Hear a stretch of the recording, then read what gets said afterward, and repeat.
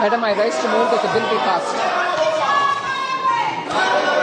प्रश्न यह है कि विधेयक को पारित किया जाए। जो सदस्य इसके पक्ष में है वो हाँ कहें, जो सदस्य विरोध में है वे ना कहें। मेरे विचार में निर्णय हाँ वालों के पक्ष में हुआ, हाँ वालों के पक्ष में हुआ। प्रस्ताव स्वीकृत हुआ और विधेयक पारित हुआ। पहिला व्हिडिओ हा व्हिडिओ आहे taxation and other law amendment bill 2026चा।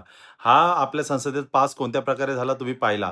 पण माझं एकच म्हणणं आहे, हा बिल नक्की काय आहे माहिती आहे, जो तुम्ही यूपीआय पेमेंट करता त्या यूपीआय पेमेंटवरती सुद्धा आता तुमचे चार्जेस कट होणार। हे चार्जेस काय असतात ते तुम्हाला मी ह्या व्हिडिओमध्ये थोडक्यात सांगतो। जे काही तुम्ही पेमेंट करता त्याच्यावरती मर्चंट डिस्काउंट रेट म्हणजे एमडीआर लागत होता। तो एमडीआर ॲक्च्युअली बँकेला किंवा जे मर्चंट असतात त्यांना पे करायला लागत होता। पण गव्हर्नमेंटने काय केलं, आता बिल आणलेलं आहे की कदाचित तो कस्टमरला लागू शकतो आणि तुमच्या खिशातून ते पैसे जाऊ शकतात। तुम्ही विचार करा, जी वस्तू तुम्ही विकत घेताय त्या वस्तूवरती ऑलरेडी टॅक्स लागलेला आहे।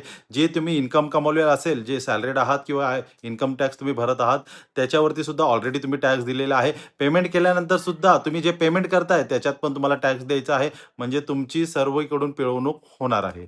पण ह्याच्यात गव्हर्नमेंटचं सांगणे आहे की आम्ही आत्ताच्या आता नाही करणार आहे, ह्याला वेळ लागणार आहे। फक्त आम्ही आता बिल बनवलेला आहे। साधारणपणे हा बिल पास केला आहे की भविष्यात जर 261 करोड पण आम्हाला ते 1 मिलियन पर्यंत न्यायचं आहे आणि 1 मिलियन पर्यंत नेताना जे चार्जेस लागतात त्याच्यामध्ये आम्हाला खूप सारा खर्च येणार आहे। त्यासाठी आम्ही हे सगळं करत आहोत। हे सगळं प्रोव्हिजन इन्कम टॅक्स ॲक्ट 269 च्या अंतर्गत हे केलं जात आहे। यामध्ये एमडीआर जो आहे तो 0.15 टू 0.30% पर्यंत लागू शकतो आणि ही कॅपिंग कोणाला येणार आहे, ज्यांचा टर्नओव्हर हा 50 करोडच्या वरती असेल। आता हे फक्त सांगितलं जात आहे, पण भविष्यात तुमच्या खिशावरती किती याचा परिणाम होणार तो पाहण्याजोगी असणार। कमेंटमध्ये कळवा नक्की काय चाललंय।